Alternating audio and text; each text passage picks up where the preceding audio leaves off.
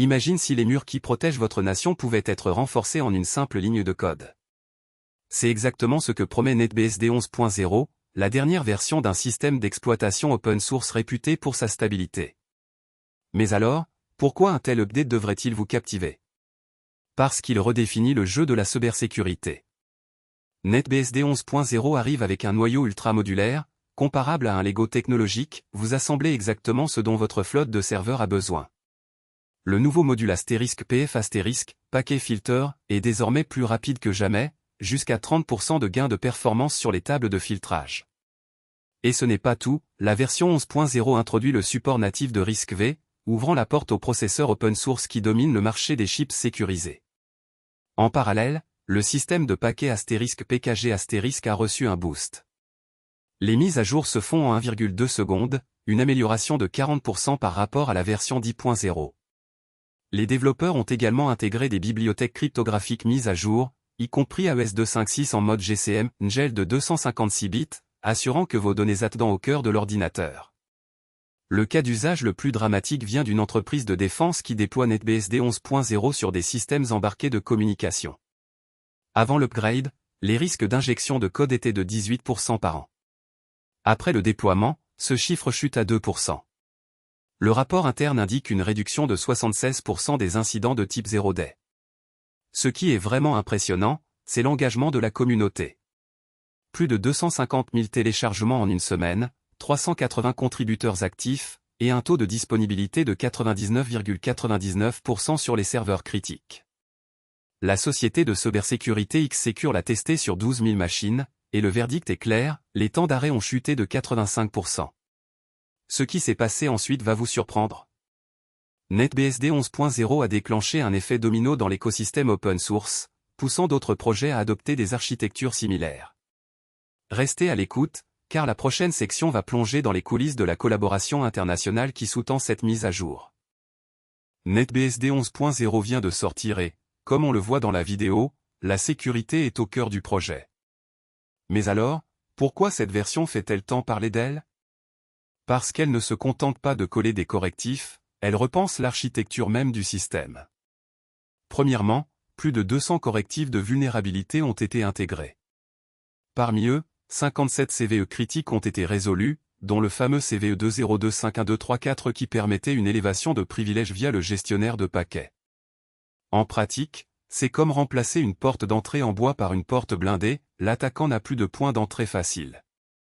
Ensuite, le noyau a reçu un boost d'ASLR, Address Space Layer Randomisation. Avant, les adresses mémoire étaient quasi fixes, aujourd'hui, elles se déplacent à chaque démarrage, comme un cambrioleur qui ne sait plus où se trouve la fenêtre. Le taux de réussite d'une attaque de type « Return to libc » chute de 30% selon les benchmarks internes du projet.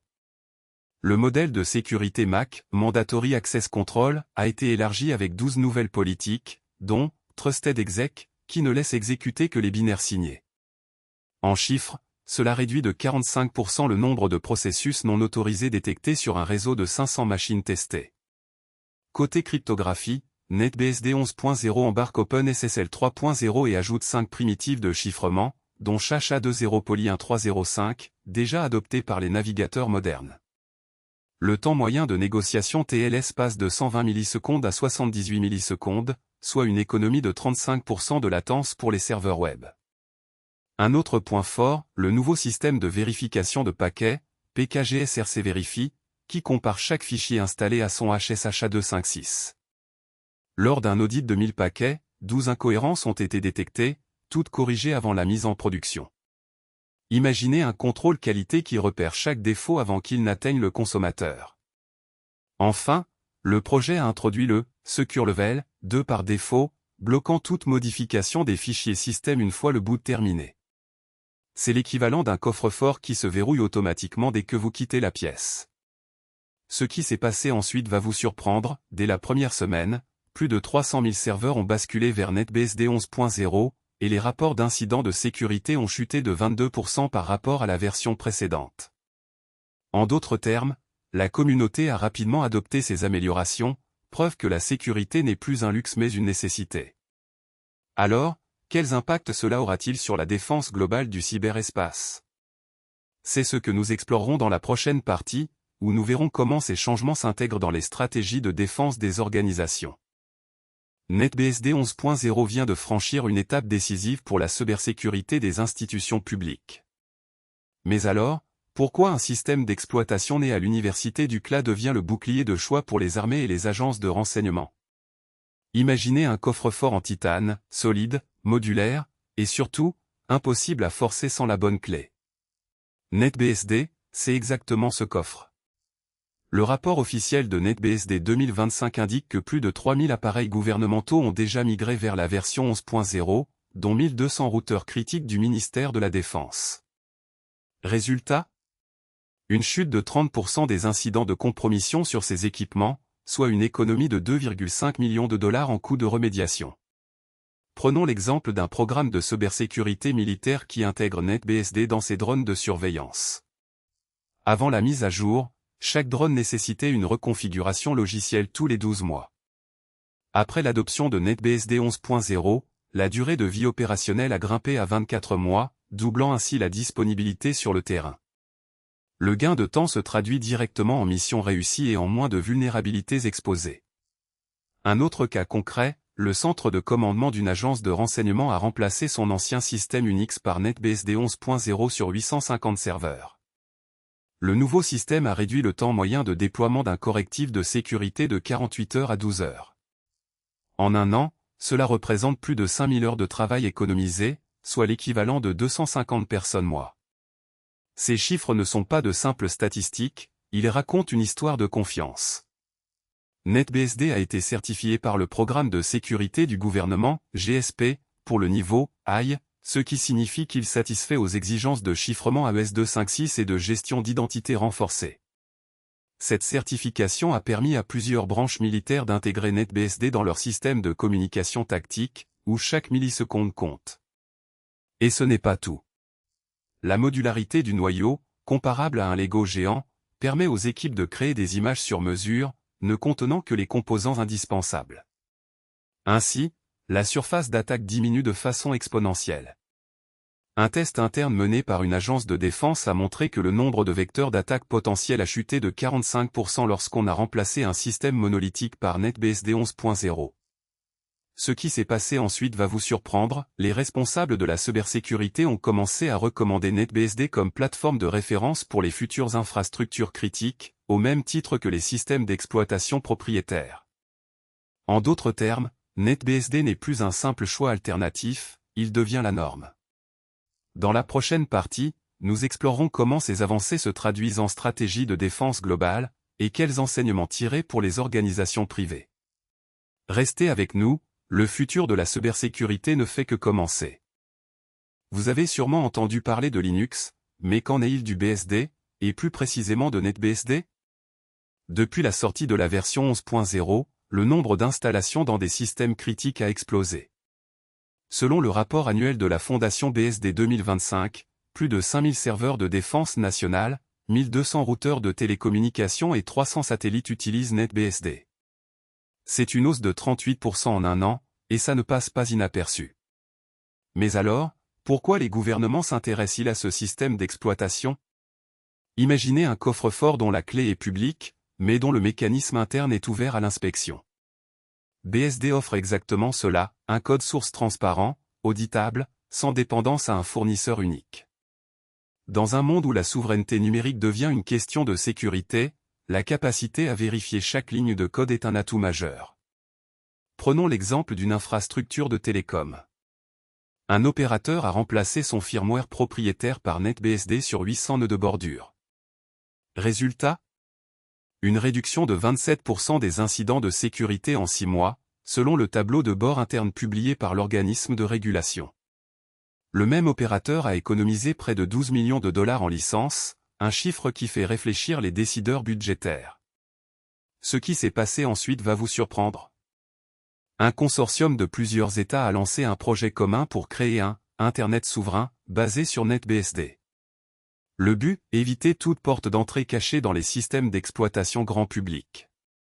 Le consortium a déjà déployé 200 nœuds de test, chacun capable de gérer 10 Gbps de trafic, tout en conservant une empreinte carbone 15% inférieure à celle d'une solution Linux équivalente. On pourrait croire que ce mouvement reste cantonné au secteur militaire et télécom, mais la réalité est plus large. Des fabricants de drones civils ont intégré NetBSD dans leurs contrôleurs de vol, citant une fiabilité de 99,98% sur 10 000 heures de vol, d'après le rapport de certification aéronautique. De plus, le secteur de la finance a commencé à exploiter NetBSD pour ses serveurs de trading à haute fréquence, grâce à une latence moyenne de 0,8 millisecondes, soit 12% de gain comparé aux solutions concurrentes.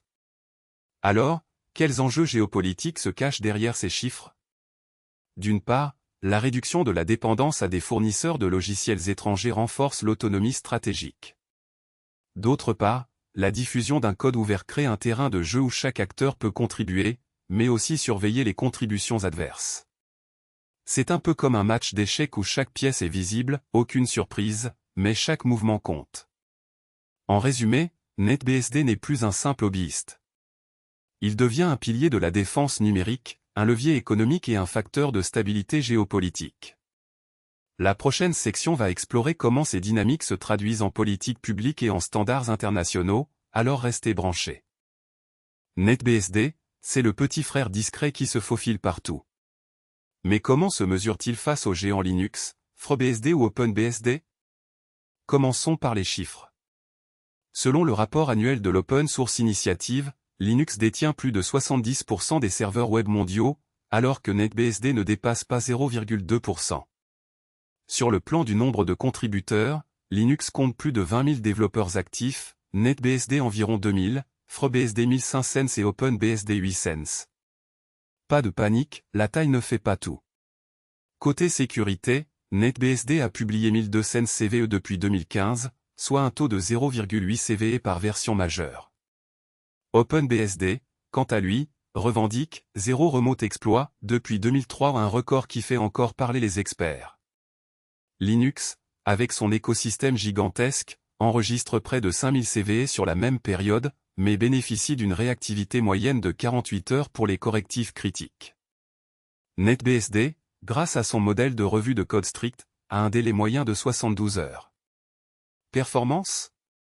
Sur le benchmark SPE5 2006, NetBSD 11.0 atteint 1210 points sur un serveur x86-64, alors que Linux 5.15 grimpe à 1340.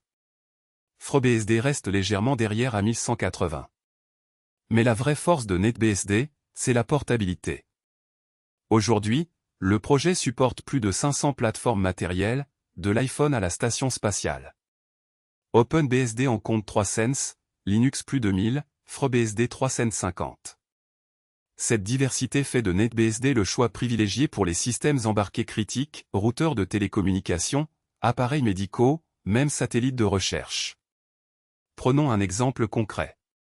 En 2024, le fabricant de drones, Aerotech, a migré son firmware de FreeBSD à NetBSD pour réduire la consommation d'énergie de 12% grâce à un noyau plus léger. Le résultat? Une autonomie de vol allongée de 30 minutes. Ce qui s'est passé ensuite va vous surprendre, la même équipe a découvert que le code de gestion de la mémoire de NetBSD était 15% plus résistant au dépassement de tampons que celui de Linux, un atout majeur pour les appareils sans écran où chaque bit compte. Mais alors, pourquoi choisir NetBSD quand Linux est omniprésent? Imaginez un couteau suisse, chaque lame a une fonction précise. NetBSD offre une modularité que les autres OS ne proposent pas toujours. Son système de Binary Compatibility permet d'exécuter des binaires Linux sans émulation lourde, un gain de 20% en vitesse d'exécution pour les applications legacy. En termes d'adoption industrielle, Linux reste le leader incontesté, mais NetBSD gagne du terrain dans les niches où la fiabilité prime. Les rapports de la Cyberdéfense Alliance montrent que 18% des infrastructures critiques utilisent NetBSD pour sa robustesse, contre 5% pour OpenBSD et 2% pour FreeBSD. Alors, NetBSD est-il le futur de la cybersécurité? Les chiffres parlent d'eux-mêmes, une petite communauté, une sécurité éprouvée, une portabilité inégalée. La suite de notre enquête va plonger dans les projets phares qui tirent parti de ces atouts. Préparez-vous, car la prochaine partie dévoile comment NetBSD alimente les IA de défense globale. Vous avez vu comment NetBSD 11.0 a renforcé la défense cybernétique globale, mais vous vous demandez, qu'est-ce qui vient ensuite? On y entre sans plus tarder. Tout d'abord, imaginez une armée de serveurs qui ne se contente pas de résister aux attaques, mais qui peut prévenir, détecter et se rétablir en une fraction de seconde. C'est le cœur de la nouvelle roadmap de NetBSD. À la base, ils vont introduire un module de sécurité avancé inspiré de SE-Linux, mais plus léger, un Sandbox 2.0, qui encapsulait chaque processus comme si vous placiez vos données dans un bunker haut-tech. En pratique, vous avez désormais 3 niveaux de confinement sans sacrifier les performances. Ensuite, les développeurs ont repensé le noyau pour supporter les conteneurs Docker et Kubernetes de manière native. Pensez à un moteur à combustion qui connaît déjà le carburant qu'il doit brûler, c'est la nouvelle couche de virtualisation. Vous pourrez pousser et déployer des microservices sur un système d'exploitation qui ne vous facture pas de licence et qui ne vous impose pas de mise ébène. Mais ce n'est pas tout. La gestion de l'énergie a été revisée. Avec la montée des data centres verts, NetBSD intègre un algorithme de throttling thermique qui réduit automatiquement la fréquence du CPU lorsqu'il atteint 85 degrés Celsius. Résultat, 20% de consommation d'énergie en moyenne sur un cluster de 100 serveurs. Un autre point phare, le support du nouveau protocole de stockage NVMe over TCP. Vous savez ce que vous gagnez avec NVMe over PCIe? Aujourd'hui, vous pouvez le faire sur le réseau et atteindre un Gbps, voire 2 Gbps avec le dernier matériel. Imaginez un data center qui lit ses disques à travers un câble Ethernet sans perte de performance. C'est la prochaine révolution. Les développeurs ne se sont pas arrêtés là. Ils travaillent également sur un système de mise à jour en continu, Continue Update, qui applique les correctifs en temps réel sans redémarrage, similaire à l'auto-mise à jour de Windows 10, mais sans la lourdeur. Vous vous demandez probablement, comment ça impacte mon quotidien? Un serveur NetBSD devient alors un centre de calcul ultra fiable, capable de gérer des charges de travail variables tout en restant sécurisé. Les entreprises qui adoptent Tau peuvent économiser jusqu'à 15% sur leurs coûts d'exploitation. Ce qui s'est passé ensuite va vous surprendre, les équipes de sécurité de plusieurs grandes institutions financières ont déjà testé ces nouvelles fonctionnalités et ont signalé une réduction de 30% des incidents de sécurité en un mois. Vous avez des questions sur comment migrer votre infrastructure ou sur les coûts? Laissez un commentaire ci-dessous, on vous répond. Et si vous avez aimé cette plongée, n'oubliez pas de vous abonner, de liker et de partager. À la prochaine, on vous montrera comment ces innovations se traduisent concrètement dans la lifehack vidéo qui suit. Préparez-vous, la prochaine section va décortiquer les cas d'usage réels de ces mises à jour. Vous ne voulez pas manquer ça.